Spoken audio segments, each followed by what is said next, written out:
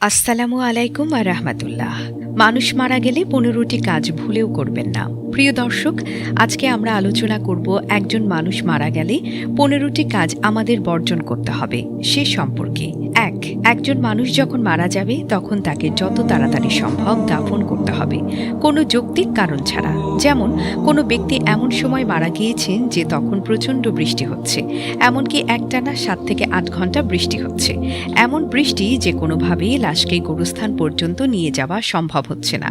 এক্ষেত্রে কোনো সমস্যা নেই, কিন্তু ঢাকা থেকে মৃত ব্যক্তির কোনো আত্মীয় স্বজন আসবে, এজন্য আপনি একদিন লাশ ফ্রিজিং করে রেখে দেবেন, এই বিষয়ে ইসলাম নিরুৎসাহিত করে। সুন্নাহ হচ্ছে একজন মানুষ মারা যাবার পরে যত দ্রুত সম্ভব তাকে দাফন করা।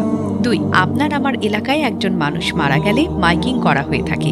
অনেকেই মাইক ভাড়া করে দিনব্যাপী মানুষকে জানান দিয়ে থাকেন। সেটা হয়তো আপনি মানুষকে জানানোর জন্য করতে পারেন, কিন্তু এক্ষেত্রে মসজিদের মাইক ব্যবহার করাটা অসুন্দর, কেননা মসজিদের মাইকগুলো সাধারণত আজানের জন্য নির্ধারিত।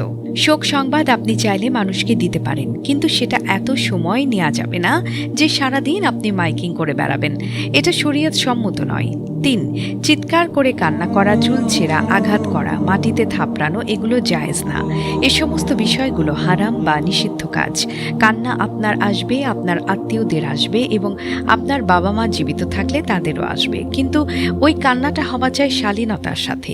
এমনভাবে কান্না করা যাবে না যে কান্না আল্লাহ রাব্বুল আলামিন পছন্দ করেন না, অর্থাৎ এই মৃত্যু আল্লাহ তাআলার ইচ্ছায় ঘটেছে, কিন্তু আপনি এমনভাবে অভিযোগ করছেন যেন আল্লাহ তাআলার সিদ্ধান্ত ভুল। নাউজুবিল্লাহ। আবার অনেকেই বলে থাকেন যে তার অকাল মৃত্যুতে আমরা শোকাহত, কিন্তু এই অকাল বলতে ইসলামে কোনো শব্দ নেই। যদি বুঝে শুনে কেউ কথাটি বলে থাকে তাহলে এটি কুফরি একটি বক্তব্য, কারণ আপনি কোরআনকে বিশ্বাস করছেন না। কেননা কোরআন বলছে কোনো মানুষের সামনে যখন মৃত্যুর সময় চলে আসবে তখন একটু সময়ও তার জন্য বাড়ানো অথবা কমানো হবে না। আল্লাহ রাব্বুল আলামিন যতটুকু সময় দুনিয়ার বুকে তার জন্য নির্ধারিত রেখেছেন ঠিক ততটুকু সময়ই তিনি পাবেন। অথচ আমরা মুসলমানেরা এরকম শব্দ ব্যবহার করে থাকি যে কোনো ব্যক্তির অকাল মৃত্যুতে আমরা শোকাহত।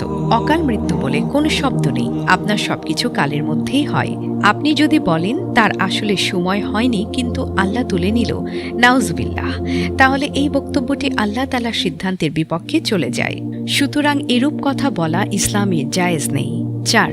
অনেকেই মাদ্রাসার ছেলেদেরকে নিয়ে আসেন, টাকা পয়সার বিনিময়ে এনে লাশের পাশে কোরআন খতম করতে বাধ্য করেন। এই ধরনের আমল আল্লাহর রাসূলের সুন্নাহ সম্মত নয়। লাশের পাশে সূরা ইয়াসিন তেলাওয়াত করার কিছু হাদিস পাওয়া যায়, কিন্তু মাদ্রাসা থেকে ছেলেদের এনে লাশের পাশে বসিয়ে কোরআন খতম করার কোনো নিয়ম নেই। হ্যাঁ, মাদ্রাসার ছেলেরা কোরআন পড়লে কোরআনকে খাটো করা হয়েছে এমনটা বলা যাবে না। যে কোনো আমল করার আগে মনে রাখতে হবে সে আমলটি সুন্নত সম্পূর্ণ কিনা। অর্থাৎ সূরা ইয়াসিন আপনি যদি পড়েন সেক্ষেত্রে আপনার উচিত কাউকে না ধরে এনে কোরআন খুলে নিজেই বসে পড়তে শুরু করা। যদি আপনার পিতামাতা বা নিকট আত্মীয় হয়, আপনার এই আমলটা সবচেয়ে জরুরি অন্য যে কোনো মাদ্রাসার হুজুরের থেকেও। যাই হোক, মনে রাখতে হবে আল্লাহর রাসূলের সাহাবী এবং রাসূল সাল্লাল্লাহু আলাইহি ওয়াসাল্লাম যে আমলগুলো করেছেন আমরা শুধু সেভাবেই সে আমলগুলো করার চেষ্টা করব। ৫. আরেকটি গুজব আমাদের সমাজে দেখা যায়, সেটি হলো মৃত ব্যক্তি তার জীবনে নামাজ পড়তেন না, তাই বলে আত্মীয় স্বজনের কাছ থেকে বিভিন্ন চাল ডাল আহরণ করে সেটি গরিব মিসকিনকে দেয়া হয়।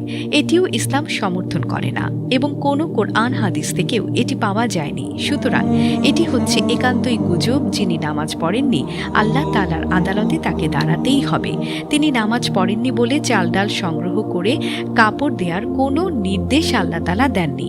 আর সবচেয়ে বড় কথা হচ্ছে নামাজের কোনো কাফফারা হয় না। নামাজের কাফফারা হলো শুধুমাত্র নামাজ। কোনো বেনামাজি বাবা যদি মারা যান এবং তার সন্তান তার হয়ে নামাজ আদায় করে নেন তাহলে সেটা গ্রহণযোগ্য হবে না, কেননা আল্লাহ রাব্বুল আলামিন যার উপর নামাজ ফরজ করেছেন তার নামাজ তাকেই কেবল পড়তে হবে। ৬. লাশ দাফন করার পরে অনেকেই বিদআতি কিছু করতে দেখা যায়। যেমন কোনো ব্যক্তি মারা গেলে তার কবরে মার্বেল পাথর বা টাইলস ব্যবহার করে সেই কবরকে উজ্জ্বল করে দেয়া। প্রিয় ভাইরা, এই কাজগুলো করবেন না।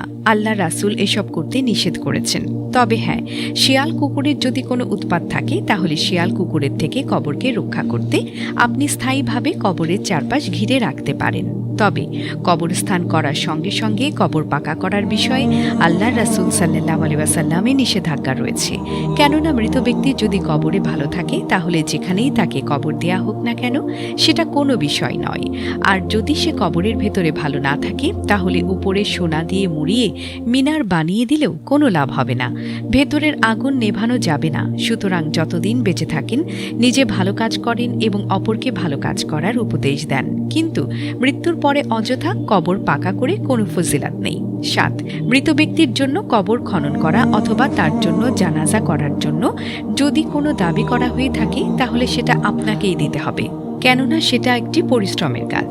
আর আত্মীয় স্বজন বা কেউ যদি কোনো পারিশ্রমিক ছাড়া এমনিতেই কবর খোদাই করে দেয় তাহলে সেটা জায়েজ। কিন্তু কবর খোদাই করার জন্য কেউ যদি পারিশ্রমিক দাবি করে তাহলে অবশ্যই তাকে তার পারিশ্রমিক বা সম্মানই দিতে হবে, কেননা সে তার কাজ ফেলে আপনার কাজে সময় ব্যয় করেছে।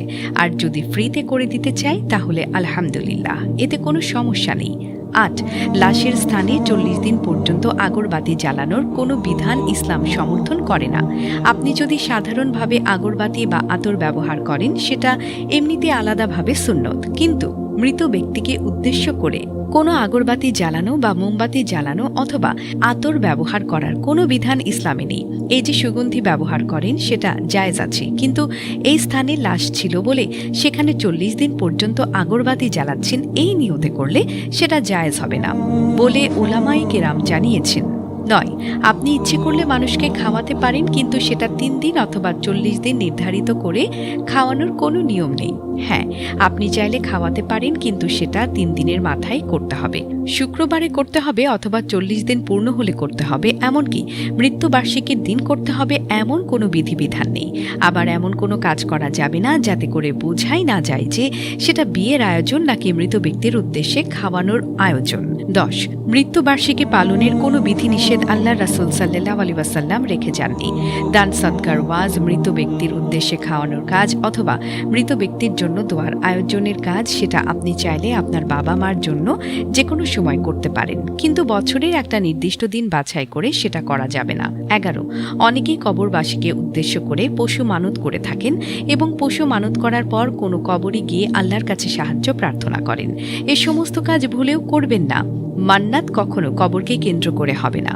মান্নাত করতে হবে আল্লাহ সুবহানাহু ওয়া তাআলাকে কেন্দ্র করে। তাহলে আমরা যখন কোনো আত্মীয় স্বজন মারা যাবে তখনই আমরা এই বিষয়গুলো বর্জন করব আর রাসূল সাল্লাল্লাহু আলাইহি ওয়াসাল্লামের সুন্নাহ অনুসরণ করব। জীব মাত্রই মৃত্যু অনিবার্য। আল্লাহ তাআলা বলেন, তোমরা যেখানেই থাকো না কেন মৃত্যু তোমাদের স্পর্শ করবেই। সূরা নিসা আয়াত ৭৮। তবে ইসলাম মৃত্যু কামনাকে বৈধ মনে করে না। নবী করিম সাল্লাল্লাহু আলাইহি ওয়াসাল্লাম বলেছেন, তোমাদের কেউ যেন কিছুতেই মৃত্যু কামনা না করে এবং মৃত্যু আসার আগে তার জন্য দোয়াও না করে, কেননা যখন তোমাদের কেউ মারা যায় তখন তার আমল বন্ধ হয়ে যায় আর মুমিনের দীর্ঘ জীবন শুধু তার জন্য কল্যাণই বয়ে আনে। সহিহ মুসলিম হাদিস ৬৯৯৫। একইভাবে ইসলাম আত্মহত্যা নিষিদ্ধ করেছে। রাসূলুল্লাহ সাল্লাল্লাহু আলাইহি ওয়াসাল্লাম বলেছেন, যে পাহাড়ের উপর থেকে লাফিয়ে পড়ে আত্মহত্যা করে সে জাহান্নামের আগুনে পড়বে, চিরকাল সে জাহান্নামের ভেতর সেভাবে লাফিয়ে পড়তে থাকবে। যে বিষপানে আত্মহত্যা করবে তার বিষ জাহান্নামের আগুনের মধ্যে তার হাতে থাকবে, চিরকাল সে জাহান্নামের মধ্যে তা পান করতে থাকবে।